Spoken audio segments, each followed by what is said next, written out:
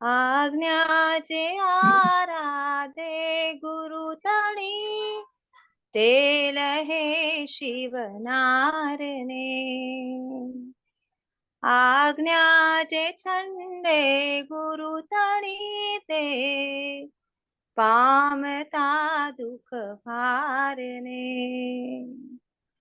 આજ્ઞા તણામૃત થકી, જીવન તરુ નિશ્ચય ફળે.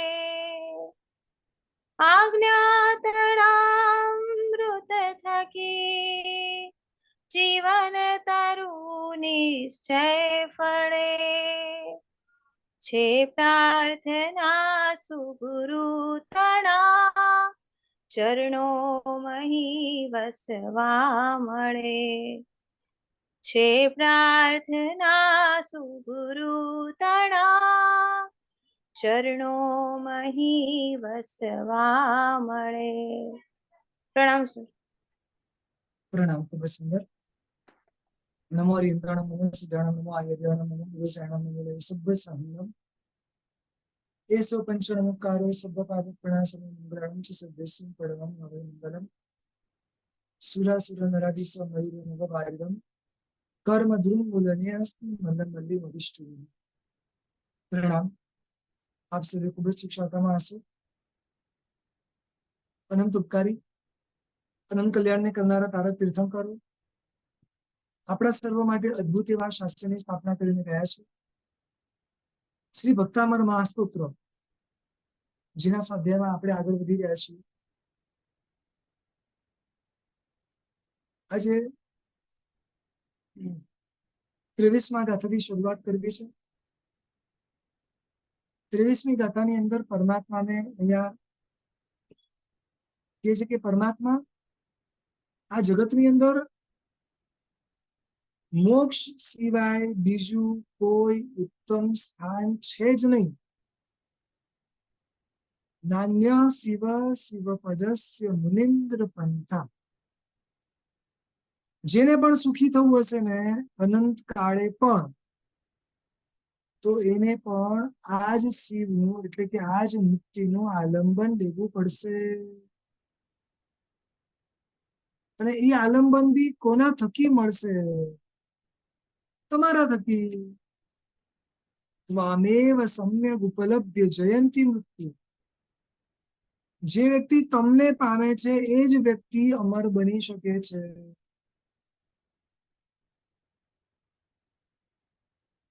આ જગતમાં સુખી થવું હોય તો સંસારમાં એક પણ એવી જગ્યા નથી, માત્ર એક જ જગ્યા છે, જે છે મોક્ષ. અને એ મોક્ષ કઈ રીતે મળી શકે તેનો સરળ અર્થ છે પ્રભુ તમારા આલંબનથી.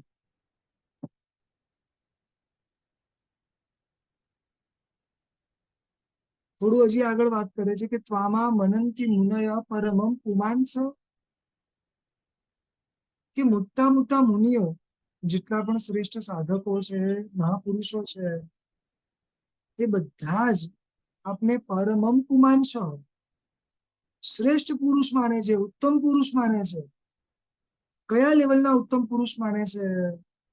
તો કે આદિત્ય વર્ણમ મલમ તમસા પરસ્તાત. જેમ એક આદિત્ય એટલે સૂર્ય, તેજસ્વી વાળો, ખૂબ તેજ વાળો, કાંતિ વાળો, નિર્મળ એવો સૂર્ય જ્યારે આ જગતમાં પ્રવેશ કરે છે, ત્યારે બધો જ જેમ અંધકાર દૂર થાય છે, પ્રભુ આપ એવા તેજસ્વી વાળા ઉત્તમ સૂર્ય છે. આ જગતને જ્યારે જ્યારે પ્રભુની જરૂર પડી છે, ત્યારે ત્યારે પ્રભુનું શાસન સ્થપાયું છે. યુગનિકનો સમય હોય અને અંતમાં જ્યારે યુગનિક કાળ નાશ પામવા વાળો છે, સહેજે વેર વૃત્તિ વગેરે વધવાની છે, એવા સમયે પ્રભુને જૈન શાસનની સ્થાપનાની યોગ્યતા જણાઈ અને પ્રભુ દીક્ષિત થાય છે અને સમય જતા પ્રભુ શાસનની સ્થાપના કરે છે. પૂર્વના વ્યવહારો તો છે જ, સંસારમાં રહીને પણ સંસારી જીવન માટે કઈ રીતે વ્યવસ્થાઓ જળવાય એના માટે જે શીખવાડ્યું એ તો છે જ, પણ એનાથી પણ વધુ મહત્વનું આ પ્રભુનું શાસન. સર્વ જીવને સુખી થવાનું અગર કોઈ આ સ્થાન હોય તો આ જ શાસન છે. પ્રભુ સૂર્ય બનીને કેટલાય અંધકારો દૂર કર્યા છે. મારા તમારા જેવા અનેકના જીવનમાં અનેક અંધકાર છે. જ્યારે વિચારોમાં, શબ્દોમાં અને વ્યવહારોમાં પ્રભુની આજ્ઞા આવે છે ને, ત્યારે ઘણા બધા અંધકારો દૂર થતા દેખાય છે. સમજાય છે? આ વિશ્વમાં કેવળી કોઈ પણ સંઘની પંચેન્દ્રિય જીવ થઈ શકતું નથી. દેવ પણ સંઘની પંચેન્દ્રિય છે, છતાંય કેવળી ન થઈ શકે. નરક પણ સંઘની પંચેન્દ્રિય છે, છતાંય ન થઈ શકે. તિર્યંશમાં ઘણા એવા છે, છતાંય ન થઈ શકે. માત્ર મનુષ્ય થઈ શકે. અને માનો કે અઢી યુગની અંદર જે મનુષ્ય છે સંઘની પંચેન્દ્રિય, તેમાં બી એવું છે કે કોઈ પણ જાતિનો હોય, જો એ પ્રભુની આજ્ઞા માને, જો એ પ્રભુની આજ્ઞા માને ડાયરેક્ટલી ઇનડાયરેક્ટલી, તો એને પણ કેવળ જ્ઞાન મળી શકે. તો આ જગતમાં કેવળ જ્ઞાન પામનારા જીવો આટલા, પણ એ જીવ પણ પ્રભુની આજ્ઞા વગર એટલે કે પ્રભુના આલંબન વગર મોક્ષમાં જઈ શકતા નથી.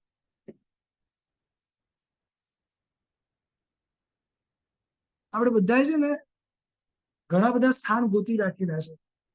ઠંડીમાં અહીંયા ફરવા જવાનું, ગરમીમાં અહીંયા જવાનું, બરોબર ને? વરસાદની સિઝનમાં અહીંયા જવાનું, આ ખાવું હોય તો અહીંયા જવાનું, અહીંયા જવું તો અહીંયા જવું, બરોબર ને? ત્યાં જાતને પ્રશ્ન પૂછ્યો છે કે સંપૂર્ણ સુખી થવા માટે ક્યાં જવાનું? દેવમાં જશું તો ત્યાં બી ક્યાંક ને ક્યાંક પુણ્ય પૂરું તો થવાનું જ. અને બધા જ દેવો કઈ ઉત્કૃષ્ટ પુણ્યશાળી છે એવું પણ નથી. ઘણા પરાધીનપણું પણ જીવી રહ્યા છે. સમજાય છે? આટલા વર્ષોમાં બુદ્ધિથી, જ્ઞાનથી, શક્તિથી કોઈ એવું સ્થાન ગોત્યું જ્યાં દુઃખ જ ના હોય.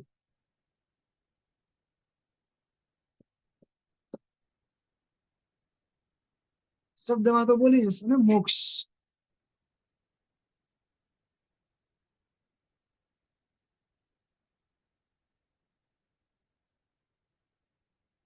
જોવે એવું હજી એ સ્થાન ગમ્યું નથી, અથવા તો જોવે એવી એ સ્થાન માટેની શ્રદ્ધા નથી. માની લઈએ છે પ્રભુની આજ્ઞા છે, પ્રભુના વચનો છે, નો ડાઉટ ઘણા અહીંયા છે, 100% માને છે, પરંતુ જોવે એવી શ્રદ્ધા નથી.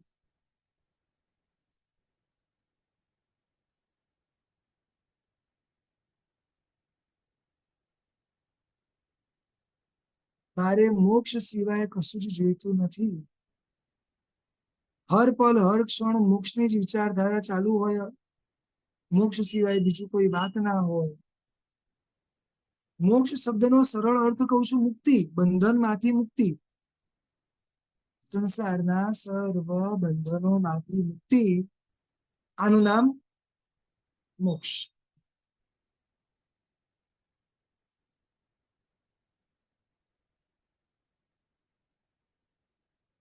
અહીંયા આચાર્ય ભગવાનસિંહ માનતુંગ સુરેશ્વરજી મહારાજા કહી રહ્યા છે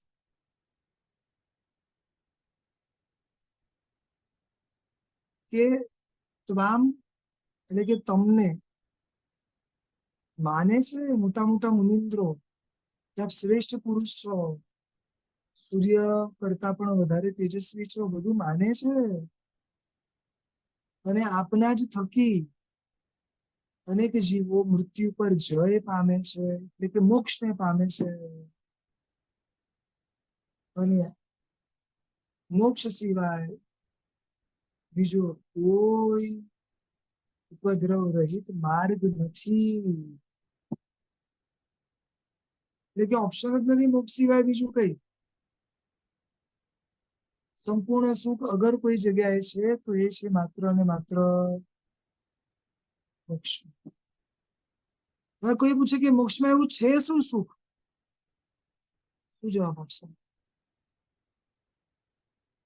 ખાવાનું સુખ છે, પહેરવાનું, ઓઢવાનું, ફરવાનું, સંબંધોનું સુખ, શરીરનું સુખ, સંપત્તિનું સુખ. એકે સુખ તો છે ને પાછું કે છે કે મોક્ષમાં જ સુખ છે. બોલો કેટલું ઊંધું છે ને? એ સમજાય છે? વિચારો.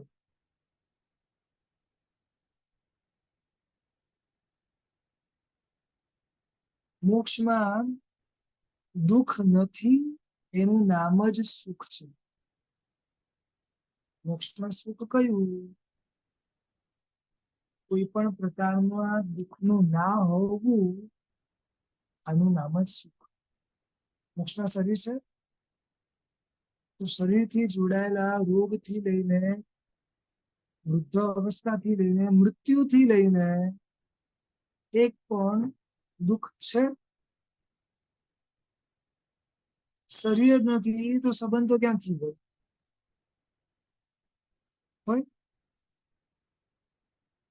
બધા સંબંધો પણ નીકળી ગયા. શરીર નથી, સંબંધ નથી, તો આજુબાજુની કઈ વસ્તુની જરૂર પડે એમ તો કહો.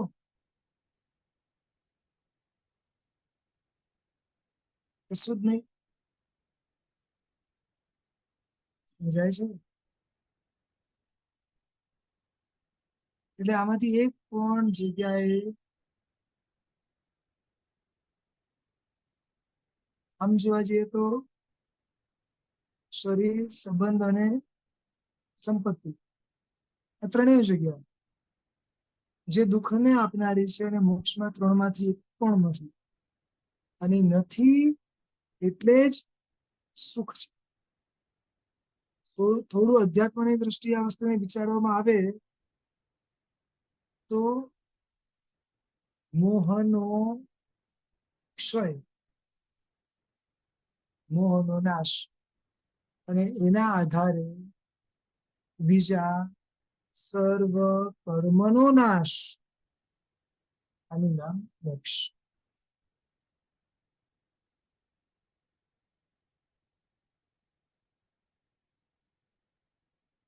બહુ પ્રેક્ટિકલ આપણે વિચારીએ કે રોજ સવારે ઉઠીને મોક્ષના વિચાર કેટલા આવે છે કે મોક્ષમાં જવું છે, મોક્ષ જોઈએ છે. એકાદ વાર દેરાસર જઈએ, આમ એકાદ વાર સ્તુતિ બોલીએ ત્યારે યાદ આવે, બસ પતી ગયું. પછી તો આખા દિવસમાં મોક્ષ શબ્દ દૂર દૂર સુધી આવતોય નથી, સંભળાતોય નથી.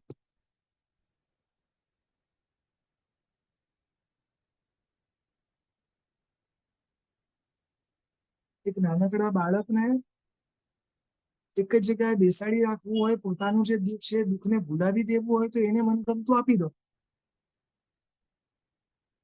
એને મોબાઈલ આપી દો એટલે બધાને ભૂલી જશે. એના પપ્પા ઘરમાંથી જશે તોય વાંધો નથી, એના મમ્મી આગળ પાછળ જતા રહેશે તોય વાંધો નથી. કારણ કે એની સામે કોઈ પ્રબળ નિમિત્ત છે જે એને આ બધું જ ભૂલાવી દે છે.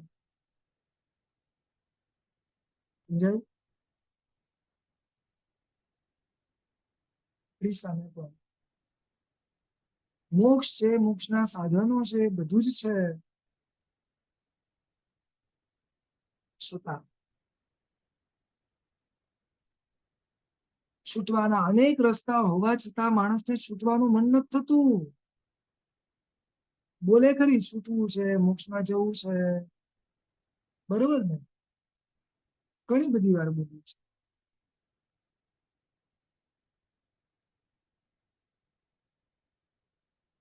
પણ કે એવી તીવ્ર ઝંખના નથી છે.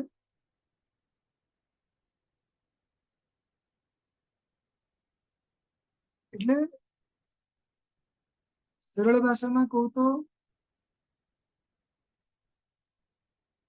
મોક્ષને હજી જાણ્યો નથી, એટલે મોક્ષની જોડે એવી ઈચ્છા થઈ નથી, અને આપણા સંસારને, રાગને, મોહને વધારવાની જ કોશિશ કરી છે. શ્રી વીર પ્રભુના 27 ભાવના સ્તવનની અંદર પૂજ્ય ગુરુ ભગવંત નૈસારના જીવને મોક્ષ શબ્દ સમજાવે છે.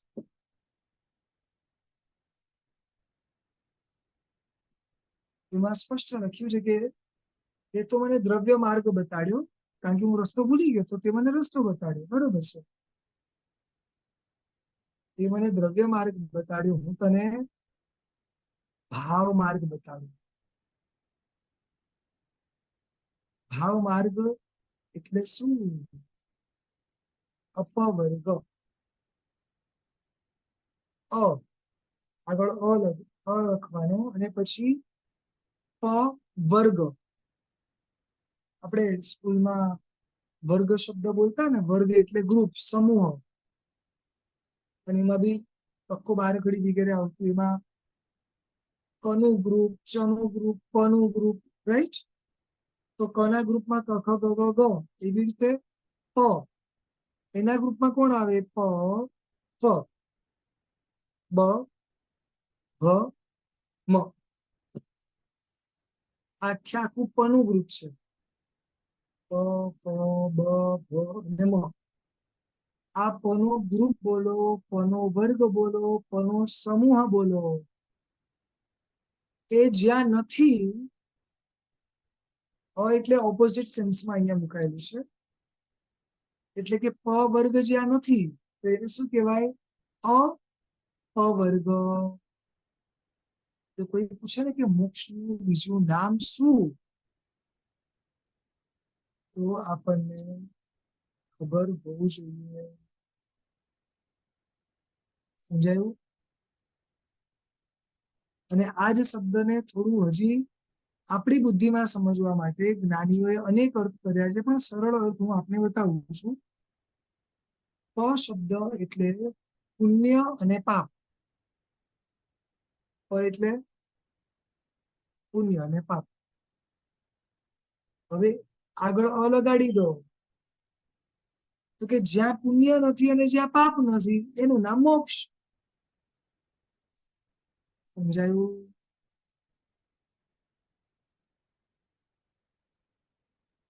આપણે ત્યાં તો બંનેમાંથી એક તો ઉદયમાં હોય જ છે. ક્યારેક બેવ પણ હોય, ક્યારેક બેમાંથી એક હોય, પણ હોય જ. આ બેવમાંથી એક પણ નો ઉદય જ્યાં ના હોય, એનું નામ મોક્ષ. પ પછી આવે છે ફ, એટલે કે ફરિયાદ, કમ્પ્લેન. ગમે એટલું હોય ને તો બી ઓછું જ લાગે, ઓછું જ પડે, રડતા જ રહેવાનું, બરોબર? આર્ત ધ્યાનમાં જીવવાનું. હોય એટલે ફરિયાદ. ફરિયાદ સંસારી જીવને છે, ફરિયાદ સંસારમાં રહેલા જીવને છે, પરંતુ મોક્ષમાં ગયા પછી કોઈ કમ્પ્લેન નથી. જ્યાં સુધી ઉપરથી કોઈની કમ્પ્લેન આવી છે નીચે, એક સાથે અમને આટલા બધાને નથી ફાવતું, કેટલી બધી વાર સુધી આમ સ્ટેબલ રહેવાનું, થોડી મુવમેન્ટ માટે કંઈક કરી આપો, આવ્યું છે કે ક્યાં સુધી આવી રીતે જ રહેવાનું? કોઈ ફરિયાદ નથી. શરીર જ નથી, સંબંધ જ નથી, વ્યવહાર જ નથી, ફરિયાદ જ ક્યાંથી? રાઈટ? જ્યાં પ નથી એટલે કે પુણ્ય કે પાપ નથી, ફ એટલે કે જ્યાં આગળ કોઈ પણ પ્રકારની ફરિયાદ નથી. પછી આવશે બ એટલે બંધન. બંધન બોલો, પરાધીનપણું બોલો, મજબૂરી બોલો, બધું. મોક્ષમાં આવું કશું નથી. ત્યાં તો કેટલું બધું બંધન છે.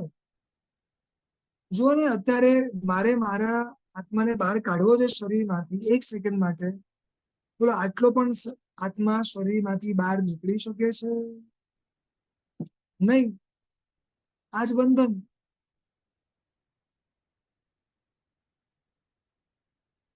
ઘણું બધું કરવું છે પણ નથી કરી શકતો. કર્મોના બંધન.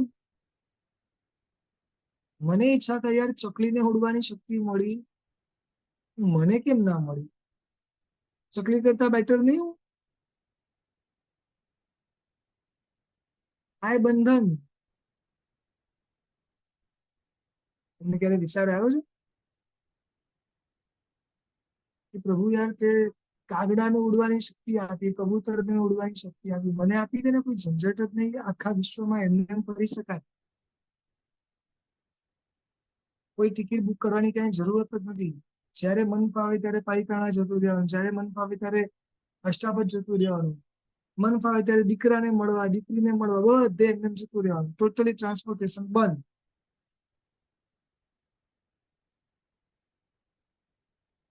સમજાય છે? બંધન છે. શરીર જ આપણા માટે સૌથી મોટું બંધન છે. બીજું બધું તો છે જ. સમજાયું? જ્યાં કોઈ પણ પ્રકારના બંધન નથી, એનું નામ મોક્ષ.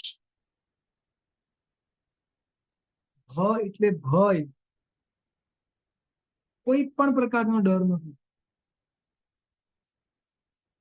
અહીંયા જ્વેલરી પહેરીને જશું અને પછી પડી જશે તો ન હું ભોગવી શકું. સમજાય છે?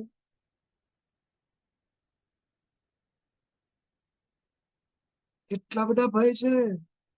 શરીરમાં રોગ આવવાનો ભય.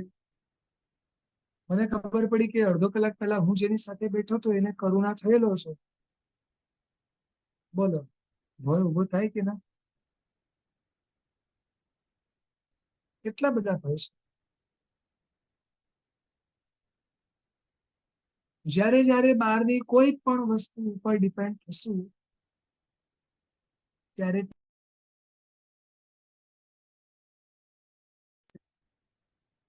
ત્યારે ભય આપણા જીવનમાં રહેવાના. અપેક્ષાઓ જ્યારે બહારના તરફથી હોય ને ત્યારે ભય રહેવાના છે.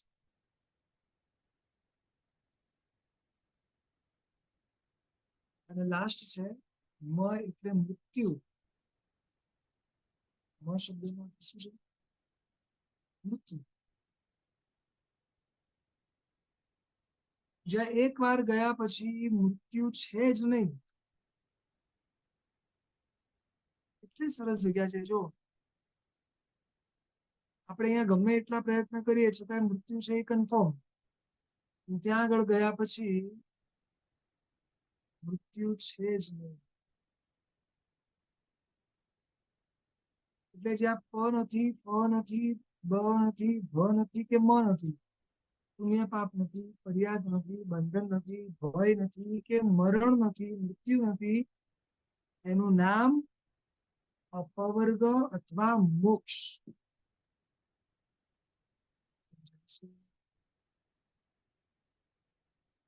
અહીંયા ગ્રંથકાર શ્રી કહી રહ્યા છે કે પ્રભુ આપ જે સર્વશ્રેષ્ઠ છો, આપના થકી જ અનેક જીવો સિદ્ધિ ગતિને પામ્યા છે. અને આ મુક્તિ માટે આપ સિવાય એટલે કે આ માર્ગ સિવાય બીજો કોઈ સરળ માર્ગ નથી.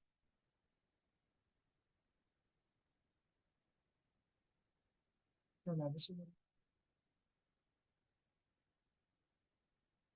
ચાલો હવે એના યંત્ર અને મંત્રને જોઈ લઈએ.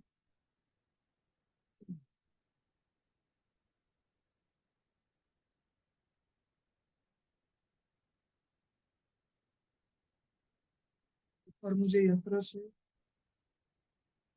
આમાં મનંતી નિલય પરમમ પુમાંસો એ ગાથાનું છે. વચ્ચે જુદા જુદા આખા મંત્ર બીજો મુકાયેલા છે, ઓમ રીમ શ્રીમ વગેરે પર બી અલગ અલગ મંત્ર બીજ મુકાયા છે.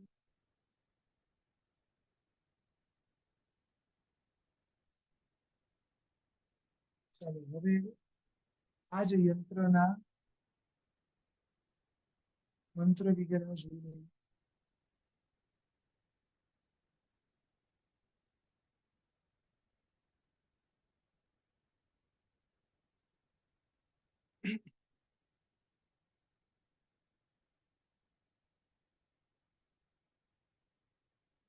ઓમ રીમ હમ નમો આસી વિસારમ. આ રીતે છે. હવે મંત્ર બતાવે છે. ઓમ નમો ભગવતી જપવતી મમ સમિહિતાર્થ મોક્ષ સૌખ્યમ કુરકુરુ સ્વાહા. જેને ન દેખાય એ ઝૂમ કરીને જાતે જોઈ શકશે. અને વિધિ બતાડે છે. આ જે ગાથા છે એટલે કે સ્તોત્ર છે વૃદ્ધિ ઉપર બતાવે તે અને મંત્ર. આનું અગર આપણે સ્મરણ કરીએ છીએ અને મસ્તક પર ધારણ કરીએ છીએ તો આત્મરક્ષા થાય છે.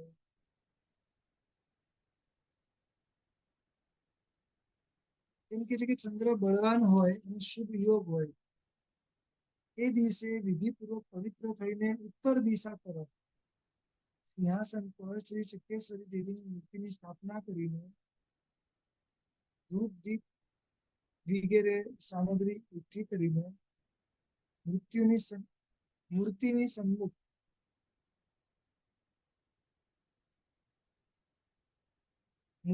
સન્મુખ ધરાવીને સફેદ વસ્ત્ર પહેરીને સફેદ આસન પર બેસીને પંચામૃતથી ચક્રેશ્વરી દેવીની મૂર્તિનું પ્રક્ષાલન કરી અષ્ટગંધથી પૂજન કરી રૂપાના પતરા પર અથવા આંબાની પાટી પર અષ્ટગંધથી યંત્ર આ તમે લખો, પૂજન કરો, આરતી કરો અને જાપ કરો. એમાં બી એમાં લખ્યું છે 12,000 જાપ લખ્યા છે. અને આ રીતે મંત્રની સિદ્ધિ થાય છે.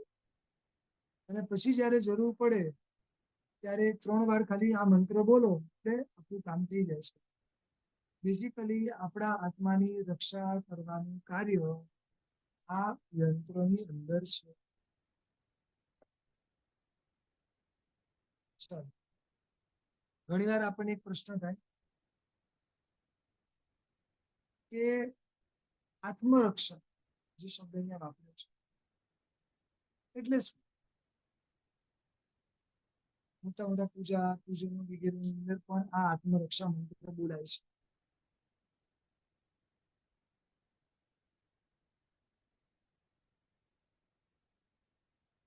જપવતી મોટા મોટા પૂજનોની અંદર આ આત્મરક્ષા બોલાય છે. અને એનું મુખ્ય કારણ એ છે કે દરેકે દરેક ઇન્દ્રિયોથી, શક્તિઓથી માત્ર અને માત્ર ધર્મની આરાધના કરી શકું, કર્મ નિજરાનો પ્રયત્ન કરી શકું, એક પણ અશુભ દોષ મારા જીવનમાં પ્રવેશે નહીં. એના માટે આત્મરક્ષા મંત્ર છે. એટલે આત્માની અંદર રહેલા ગુણોની રક્ષા. જેમ જેમ દોષોનું સેવન થાય છે તેમ તેમ ગુણો ઢંકાઈ જાય છે. સમજાયું બરોબર? ચાલો હવે આગળની ગાથા છે, ગાથા નંબર 24.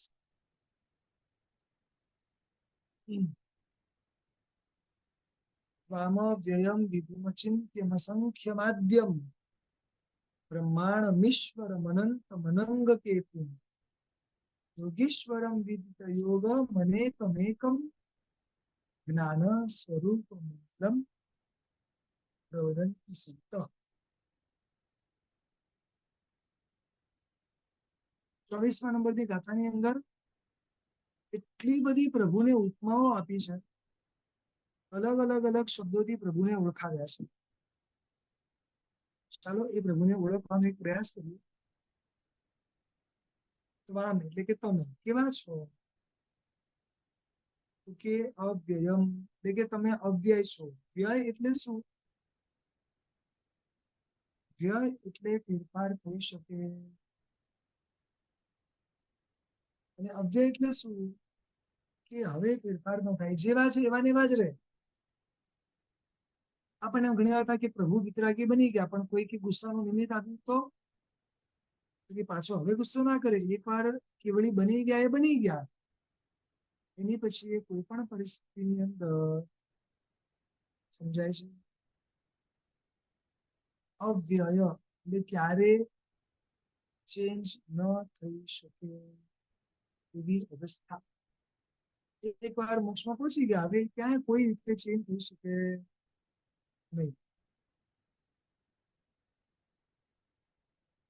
વિભુ, વિભુ એટલે શું? કે પરમ ઐશ્વર્ય વડે આપ શુભો છો. વિભુ શબ્દના ઘણા બધા અર્થ છે. એટલે કે વિશેષ પ્રકારે આપની શોભા છે. અને જે અષ્ટપ્રાપ્તિ આર્ય 34 અતિશયો આદિ જે છે, એ તો પરમ ઐશ્વર્ય છે, શ્રેષ્ઠમાં શ્રેષ્ઠ એક આપની સંપત્તિ કહેવાય, જેના થકી આપ શોભો છો. હે પરમાત્મા, આપ વિભુ છો, અચિંત્ય એટલે કે આધ્યાત્મિક પુરુષો વડે પણ ચિંતવી ન શકાય એવા છો. એટલે કે કદાચ કોઈ તમારા વિશે આમ ચિંતન કરવા બી બેસે ને કે પ્રભુ કેવા કેવા કેવા હોઈ શકે, તો બી લોકો ચિંતન કરતા થાકે, પરંતુ તમને સંપૂર્ણ સમજાય છે. તમારું કોઈ ચિંતન કરી જ ના શકે. અચિંત્ય એટલે કે કોઈ તમને ચિંતવી શકે નહીં. પછી તો આમાં વ્યયમ વિધિમાં ચિંત્યમાં સંખ્ય, અસંખ્ય શબ્દો. અસંખ્ય એટલે શું? કે પરમાત્મા આપમાં ગુણો કેટલા છે? પરમાત્મા તમારી અંદર ગુણો કેટલા? તો કે અસંખ્ય. એક વ્યક્તિમાં અસંખ્ય ગુણો હોઈ શકે? હા. એક વ્યક્તિમાં અસંખ્ય દોષો છે કે નહીં? ફરી પ્રશ્ન પૂછું છું, એક વ્યક્તિમાં અસંખ્ય દોષો છે કે નહીં? તો દોષો ક્યાંથી આયા? ગુણોને ઢાંકીને તો આયા ને. ફરી રિપીટ કરું છું, મારા જીવનમાં નાના મોટા ગણીને અસંખ્ય દોષો છે, બરોબર? એ દોષો આયા ક્યાંથી? ગુણો ઢંકાયા ત્યારે ને. એટલે જે દોષો આટલા છે, તો એનો મતલબ સિમ્પલ છે કે એની જ નીચે ગુણો ઢંકાયેલા છે. સમજાયું બરોબર? પ્રભુ આપ અવ્યય છો, વિભુ છો, અચિંત્ય છો, અસંખ્ય છો. આપના ગુણોની સંખ્યા ઘણી જુદી છે. લાગે છે કોઈ ન કરી શકે આપના ગુણો નીકળવી છે. પછી કહે છે કે આદ્ય, જે સંખ્ય માધ્યમ શબ્દ લખ્યો છે ને, તો એમાં આદ્ય શબ્દ છે. આદ્ય એટલે શું?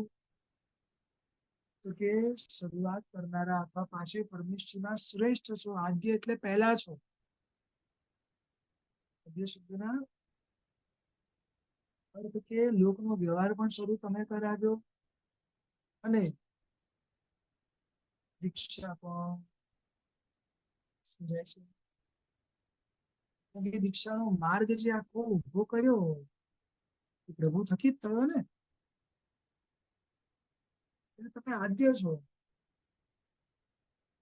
પછી બ્રહ્માંડ ઈશ્વર, બ્રહ્મા. બાહ્ય દ્રષ્ટિએ બ્રહ્મા શબ્દનો અર્થ લોકો જુદો કરે છે. આપણે અહીંયા શું કહે છે? પ્રભુ આપ તો બ્રહ્મ સ્વરૂપ છો. બ્રહ્માને અહીંયા ધ્યાન રાખજો. બ્રહ્મ સ્વરૂપ છો. બ્રહ્મ સ્વરૂપ એટલે શું? સિદ્ધમાં રહેલા આત્મા. તો કે સિદ્ધમાં જે આત્મા છે કેવા આનંદમાં છે, કેવા આનંદમાં છે ને મોક્ષમાં જે પહોંચી ગયા છે ને આનંદમાં.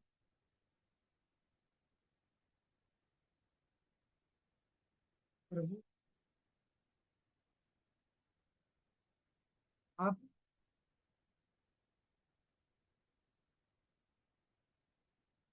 જે આનંદમાં છો એવો આનંદ સંસારમાં નથી. અને એવો આનંદ તમારા સિવાય જે મોક્ષમાં ગયા છે એ સિવાય એ આનંદ કોઈ ભોગવી બી નહીં શકે. ભોગવી શકશે? અહીંયાથી છોડો તો બીજું મેળવી શકો ને. અહીંયાનું બી છોડવું નથી તો બીજું કઈ રીતે મળી શકે? ન મળી શકે.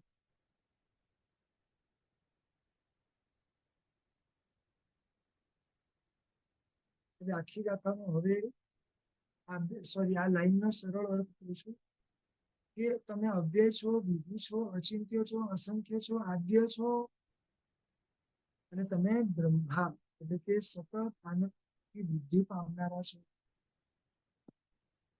બ્રહ્માંડ અમીશ્વર એટલે કે ઈશ્વર છો. દરેક સર્વ દેવોના તમે સ્વામી છો. દરેક ઇન્દ્ર મહારાજા એમ સમજતા હોય કે ભાઈ અમારા માથા ઉપર કોઈ જ નથી. જે પોતે ઇન્દ્ર હોય એને તો એવું જ લાગે ને કે ભાઈ અમારા માથા પર કોઈ જ નથી. એટલા માટે અહીંયા સમજાયું? એ લોકોને લાગે કે ભાઈ અમારા માથા પર કોણ છે?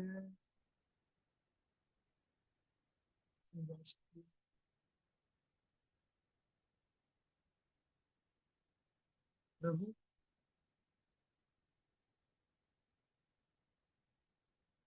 આપ અનંત છો એટલે કે આપની પાસે જે ગુણો છે ને એ ગુણોનું લિમિટેશન નથી. જ્ઞાન કેટલું? તો કે અનંત. કઈ બી સત્તામાં ભલે હોય પણ જે બી છે બધું જ અનંતું છે. આપણે બોલીએ ને અનંત જ્ઞાન, અનંત દર્શન, અનંત ચારિત્ર, અનંત વીર્ય. અનંત એટલે કાઉન્ટિંગ જ નથી શકે એટલું બધું છે આપણી પાસે. થોડું હજી આગળ વધીને કે છે મનંત મનંગ કેતુ એટલે કે શું? તો કે કામ દેવનો નાશ કરવામાં આપ કેતુ જેવા છો. કેતુ નામના એક ગ્રહ આવે છે. આ બધા જુદા જુદા. તો એમ કે છે કે અનંગ કેતુ એટલે શું? કે કામદેવનો નાશ કરવામાં તમે કેતુ જેવા છો. કેતુ હોય તો કામદેવનો નાશ થઈ જાય. બસ આપણે એવા છો. અનેક અશુભ નિમિત્ત આપણને મળે છે છતાં આપ એકદમ સ્થિર છો. અનેક દેવીઓ આમ લાઈન લગાડીને ઉભી હોય છે છતાંય પ્રભુ આપ સ્થિર છો.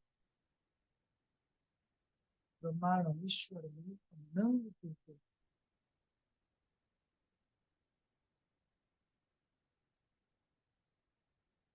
પછી શું કે છે? યોગીશ્વરમ વિદિત યોગ મનેકમ એકમ એટલે કે પ્રભુ આપ યોગીશ્વર છો. અનેક યોગીને જીતનારા આપ શ્રેષ્ઠ યોગી છો. પછી કે છે કે વિદિત યોગ એટલે શું? જ્ઞાન, દર્શન, ચારિત્ર. આ યોગને તમે જાણનારા છો. પ્રભુને કહે છે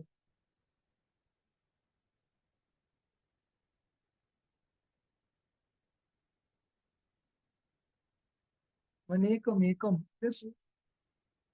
કે જ્ઞાને કરી સર્વમાં રહેલા હોવાથી અનેક છો.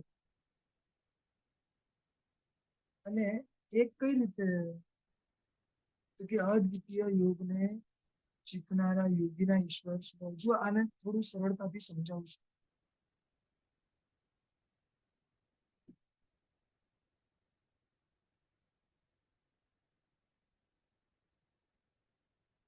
આપનું જ્ઞાન, આપના વચન સર્વ જીવ પાસે છે કે નહીં? અથવા તો જે જીવો પાસે છે, બરોબર છે, બધા પાસે આપનું જ્ઞાન તો છે.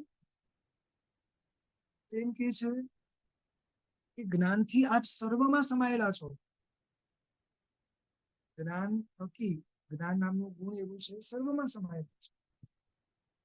એટલે જ્ઞાને કરી સર્વમાં સમાયેલા હોવાથી આપ અનેક છો, કારણ કે અનેક જગ્યાએ સમાવેલા છો. અને હવે ઊંધું છે કે બધા જ હોય, ભલે ગમે એટલા હોય તો બી આપ અદ્વિતીય છો, એટલે બધા કરતા જુદા છો. બેઝિકલી પ્રભુને આ જુદી જુદી ઉપમાઓ આપવામાં આવી રહી છે. અને છેલ્લે મૂક્યું જ્ઞાનસ સ્વરૂપમવલમ પ્રવદંતિ સત્તા. એટલે કે હે પ્રભુ, આપ જ્ઞાન સ્વરૂપ છો.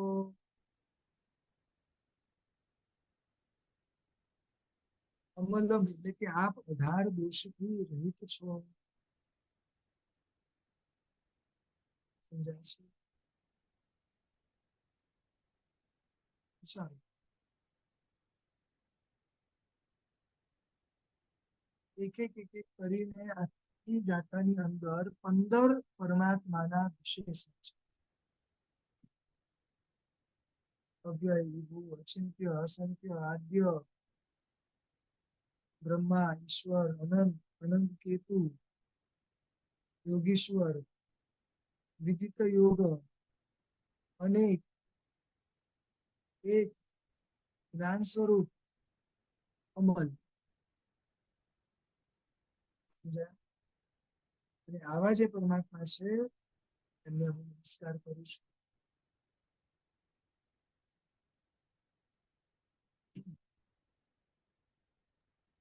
એક વસ્તુ ખાલી વિચારવાની કે એક ગ્રંથકાર, એક ગાથાની અંદર આટલા બધા ગુણો જો મૂકી શકે તો ખરેખર પ્રભુમાં કેટલા બધા ગુણો હશે. આપણે કદાચ આ એક એક ગુણ બોલવા બી જઈએ તો બી થાકી જઈએ. આ બધા ગુણો ડેવલપ કરવા કેટલી બુદ્ધિ, શક્તિ, એનર્જી વાપરી હશે. સમજાય છે? કે હે પ્રભુ, આપ હંમેશા માટે આવા જ છો અને આવા જ રહેવાના છો. ઉપકારી છો. ઉપકાર તત્વ તરીકે કાયમ માટે આ જગત પર ઉપકાર તમે કરશો જ. સમજાય છે? શ્રી નમોત્થનમની અંદર જુદા જુદા 33 વિશેષણો મૂક્યા. આવી રીતે શ્રી અરિહંત વંદાવલી, જેમાં પણ અરિહંત વંદાવલીમાં ઘણી બધી વાતો મૂકી છે. એવી રીતે શ્રી સક્રસ્તવ, જેની અંદર પણ ઘણી બધી એક એકમાં ઉપમાઓ આપેલી છે. સમજાય છે? બધા ગ્રંથોમાં આવું કરવાનું કારણ આપણને દેખાય કે પ્રભુ છે, આવા પ્રભુ છે, બહુમાન ભાવ પ્રગટ થાય. આ એનું મુખ્ય કારણ છે. ચાલો સવિતાબેન યંત્ર બતાવશો.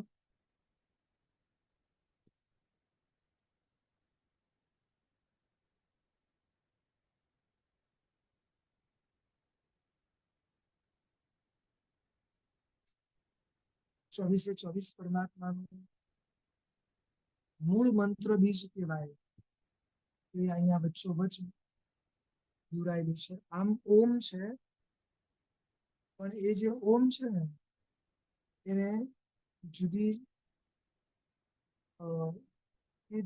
જુદી જુદી લેંગ્વેજ થી એને લખાતું હોય છે. તો આ રીતે પણ આ ઓમ એક સંસ્કૃત લેંગ્વેજ થી લખાયેલું છે.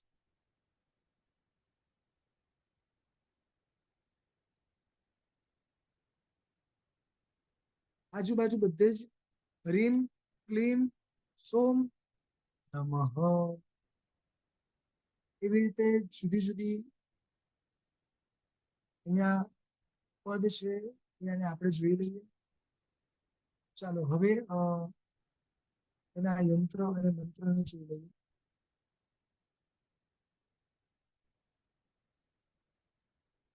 ધન્યવાદ.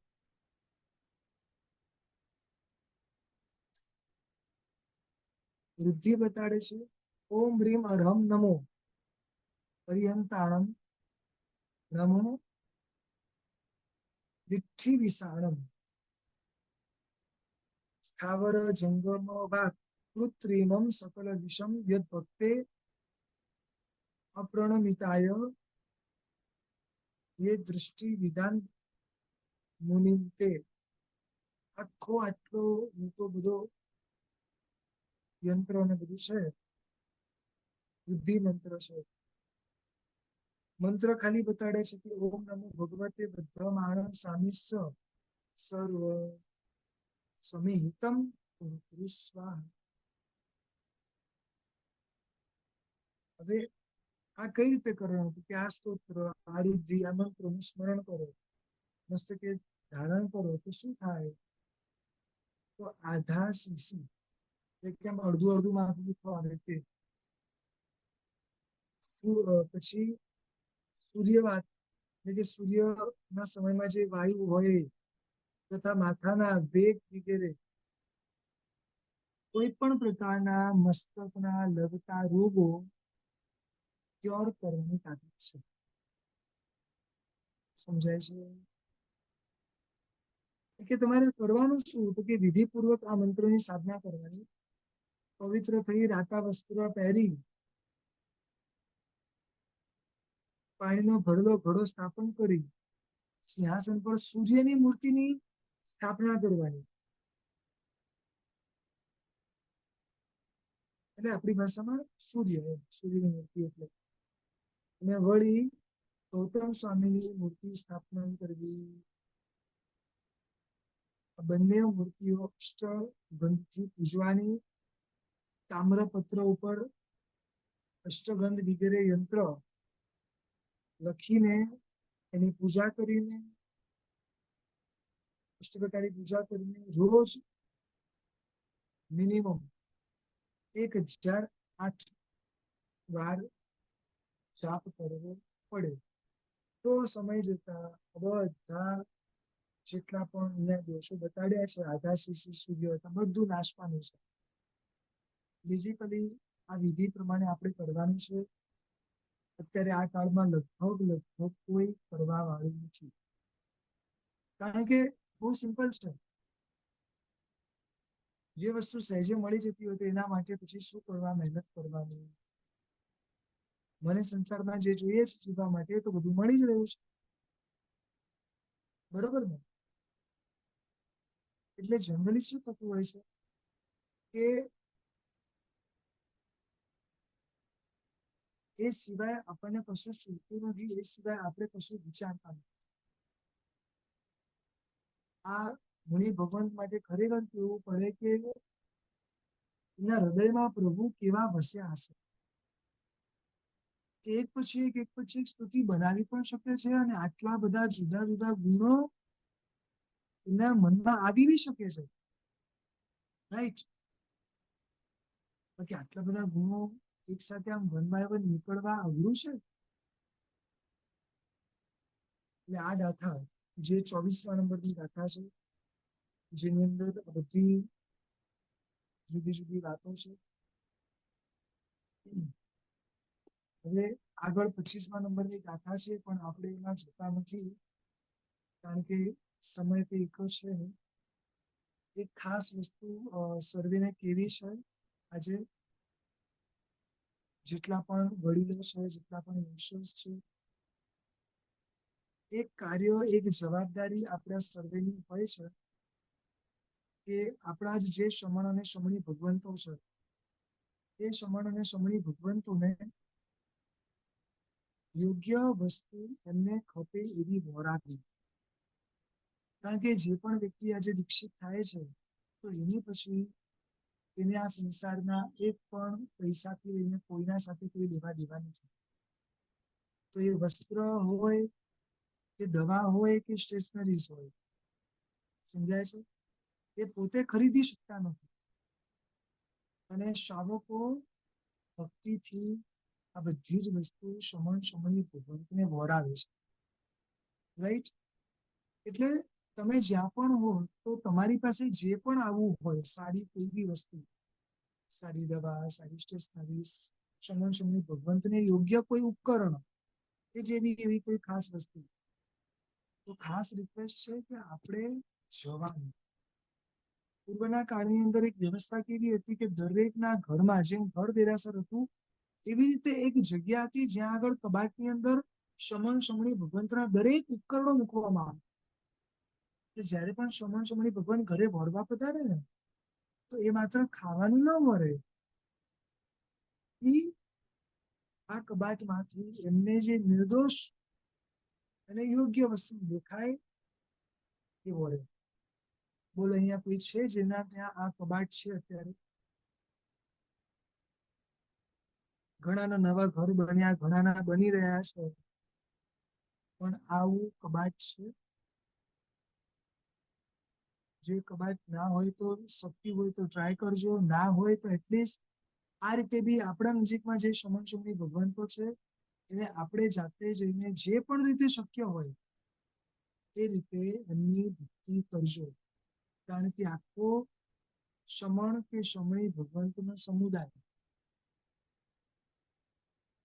એ બધાની જવાબદારી આપણી છે, એ બધા આપણા ભરોસે છે. આપણે નહીં પૂછીએ તો કદાચ કાલે ઉઠીને કોઈ સાહેબજીએ તમને પૂછ્યું કે અમને આ આપશો, તો આપણે જ નિંદા કરશું કે સાહેબજીએ દીક્ષા લીધી છે અને માંગે છે. આવી કોઈ પરિસ્થિતિ ઊભી ના થાય, કોઈ પણ આપણું અંગ નબળું ના પડે, કોઈને પણ દીક્ષા લીધા પછી પણ ક્યાંય અણગમો ના થાય. આ બધી જ વસ્તુની સાચવવાની જવાબદારી કોની છે? આપણી છે. પ્રભુની આજ્ઞા વિરુદ્ધ કંઈ પણ બોલાય તો નુકસાન નથી. શવિકાબેન, ફાલ્ગુની બેનને અનમ્યુટ કરશો?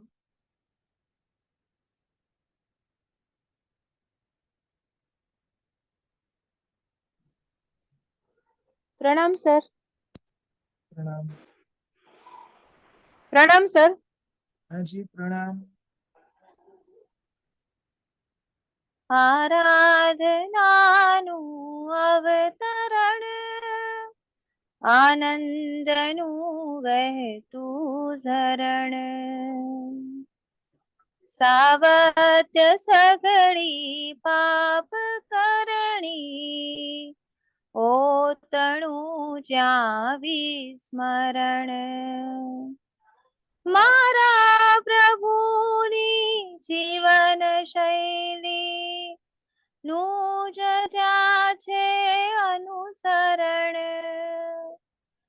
ભયમુક્ત ભાવે યુક્ત તે ચારિત્ર પદને વંદના, ભયમુક્ત ભાવે યુક્ત તે ચારિત્ર ધર્મને વંદના.